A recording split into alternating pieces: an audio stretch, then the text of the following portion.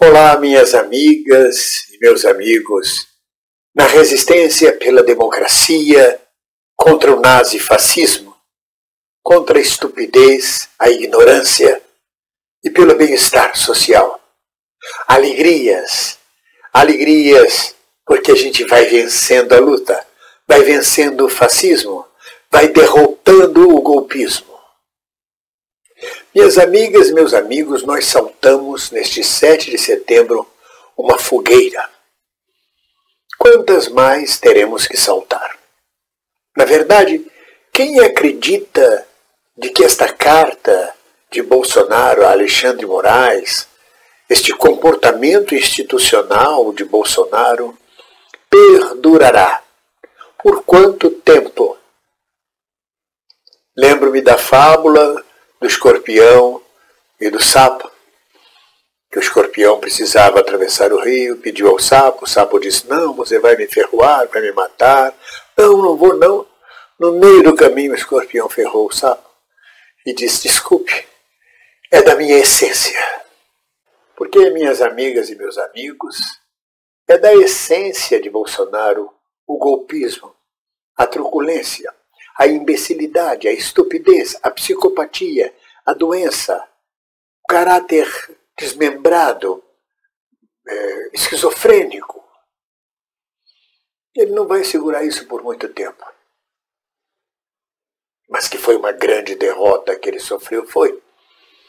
A elite brasileira soube mobilizar-se pelos bastidores do dia 6 para o dia 7, neutralizando suas ações.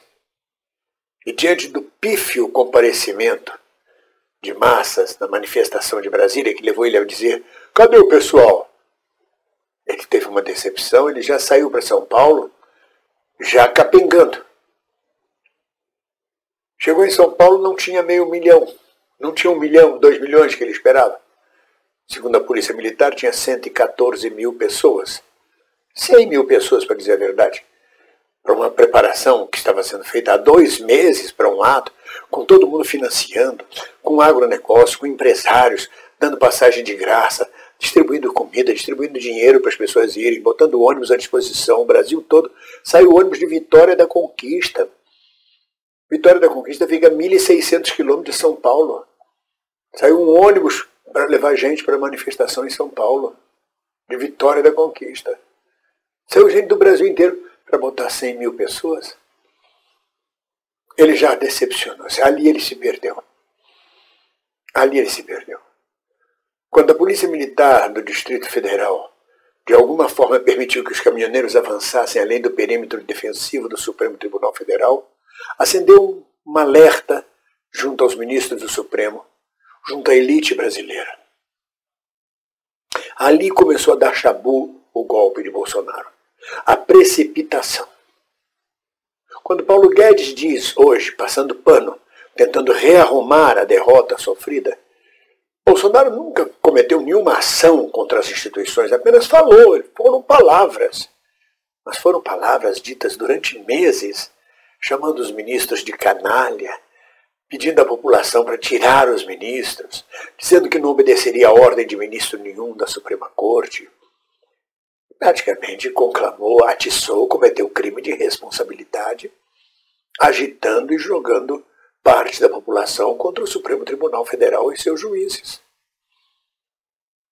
Mas aí vem o Michel Temer, que foi quem nomeou Alexandre Moraes, no momento o centro da crise de Bolsonaro com o Supremo, o motivo, o pivô que deflagraria o golpe que Bolsonaro esperava que desse certo, e elabora uma carta de recuo, diplomática carta de recuo de Bolsonaro para Alexandre Moraes. É como se não tivesse acontecido nada. É um eufemismo. Bolsonaro pede desculpa e diz, não, aquilo foi dito no calor do momento. Porra, calor do momento. O momento durou uns 6 meses. Porque há 6 meses Bolsonaro ataca o Supremo. E há 2 meses ataca claramente o ministro Barroso e Alexandre Moraes. Que momento longo. É porque ele é lerdo de pensamento, então os momentos dele são mais longos do que os momentos de qualquer ser humano normal. Mas, na verdade, jogou o país no buraco.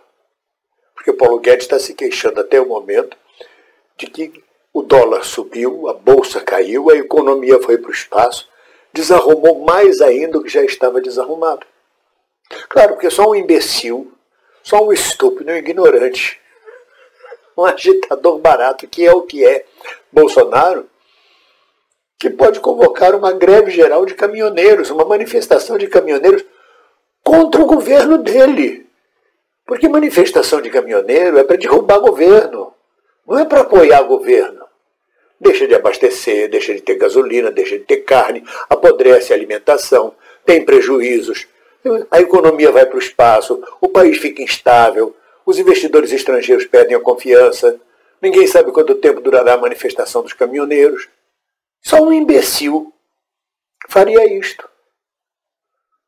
Convocar uma manifestação de caminhoneiros para parar o país a favor dele. Ou seja, quando o Temer diz essa bomba vai cair no seu colo, ele é obrigado a dizer aos caminhoneiros, por favor, recuem, recuem, peço aos meus amigos caminhoneiros, vamos recuar. E aí os caminhoneiros ficam muito pau da vida.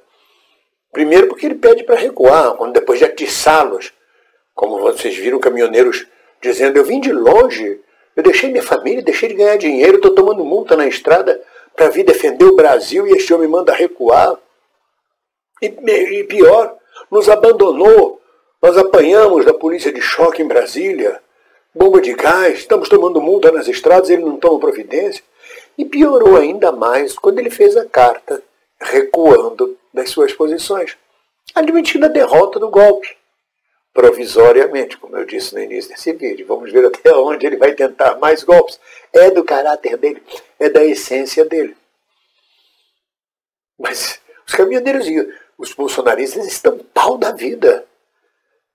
Mas estão muito mais pau porque se expuseram. Que é o caso do tal do Zé Trovão. Ficou claríssimo o Zé Trovão dizendo, presidente, por favor, pelo amor de Deus, nos ajude, não nos abandone. Eu perdi minha família, perdi o país, estou fora do país, estou foragido, eu não sou bandido. É bandido, sim. É um sujeito que pregou contra a democracia e contra as instituições democráticas, cometeu crime. Não é bandido de assaltar de revólver na mão, mas é um sujeito delinquente, perigoso. Junto com o tal do Oswaldo Eustáquio. O casal está perfeito lá no México. Devem estar dançando a Macarenha.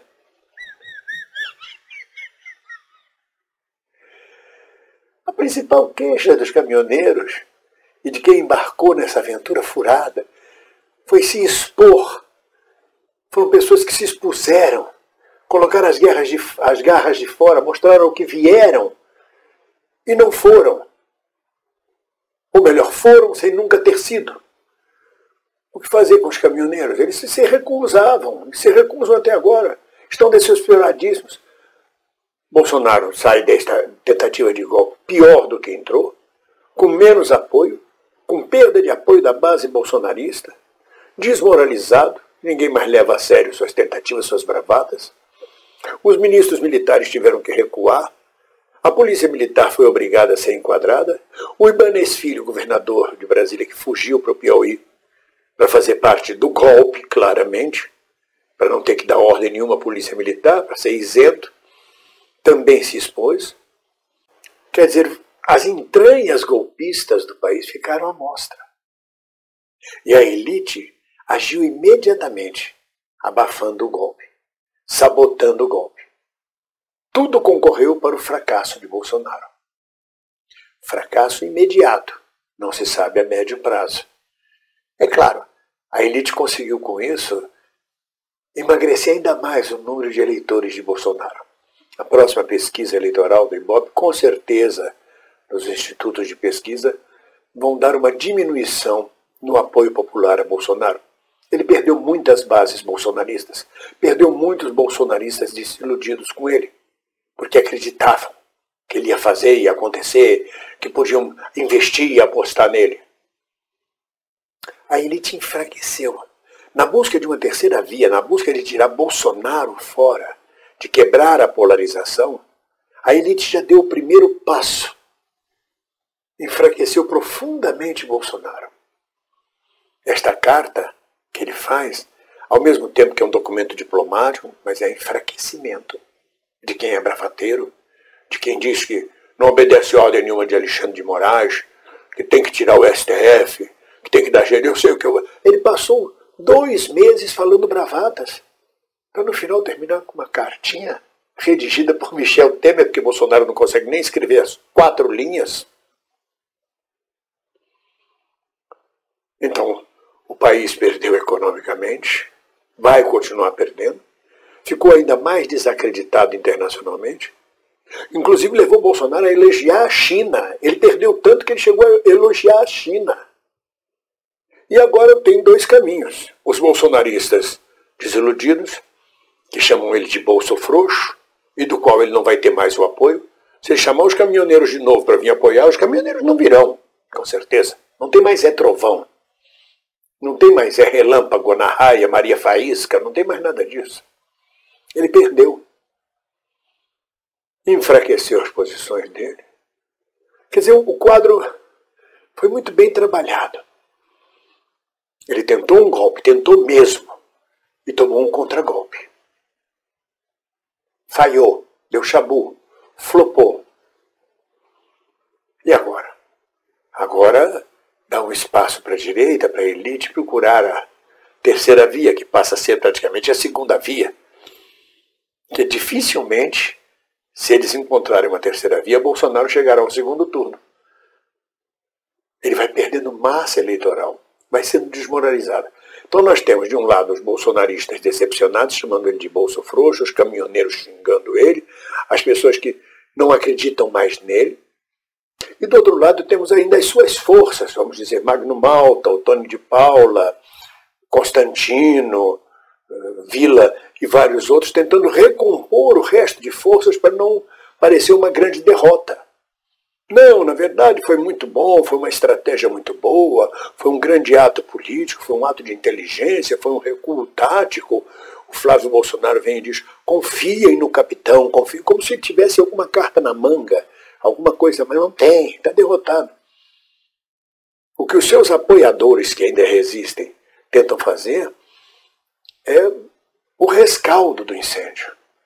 É recuperar o que resta ainda de um mínimo de credibilidade, dizendo que foi um grande ato, um grande gesto, que a luta continua. Na verdade, é recolher o que sobrou desse desastre que foi o falhado golpe de Bolsonaro. Até as igrejas evangélicas colocaram a cabeça de fora, se expuseram. Quando ele pergunta cadê o pessoal em Brasília, é porque ele contava com a presença dos evangélicos que não foram. Mas em São Paulo, as igrejas evangélicas colocaram muita gente no meio da rua. E se expuseram, mostraram o caráter golpista de várias denominações evangélicas fundamentalistas. Todo mundo se expôs para nada. Para um bravateiro covarde, incapaz, estúpido, burro, que convoca uma manifestação de caminhoneiros contra ele próprio, contra o governo dele, estragar todo o projeto das pessoas. Isto não é liderança, isto não é nada. Um agitador, como é o caso de Bolsonaro, não é um estrategista. Um agitador é um homem de momento. Como ele diz, foi o calor do momento. Só que o momento dele durou 6 meses. 6 meses que ele prepara isso. Há 2 meses que ele xinga descaradamente os ministros do Supremo e afronta as instituições nacionais. Mas o agitador não é um líder. O agitador agita no momento e não consegue conduzir a massa. E é o que aconteceu com o Bolsonaro. E aí? Chegar de cima da Paulista e chamar Alexandre de Moraes de canalha resolve alguma coisa? Só faz agitar. Como diz o meu amigo Dimitri, só faz lacrar. Ele lacrou. Lacrou em São Paulo, xingando de canalha Alexandre de Moraes. Mas a lacração só tem um efeito imediato de conseguir seguidores, aplausos nas redes sociais. É só isso, lacrar. Lacrou, Bolsonaro lacrou, mas não conseguiu dar o golpe. Mas vai tentar. É da essência do escorpião ser venenoso. É da essência de Bolsonaro. se foi feito acordo, como estão dizendo, recua que aí o inquérito sobre os filhos vai ser demorado, vai ser aos poucos passado pano no inquérito de gabinete de ódio, rachadinha e coisas tais. Não sabemos se isso é verdade ou não. A história, que é o que se conta depois, que é o que fica depois, vai nos revelar muito sobre esse dia 6, 7 e 8 de setembro. Esse tríduo golpista que Bolsonaro promoveu no país. Tamanha bagunça que ele faz no país. É isso, minhas amigas e meus amigos. Vamos para frente, juntos, todos de mãos dadas, lutando pelo fora Bolsonaro. Ninguém solta a mão de ninguém. Um abraço.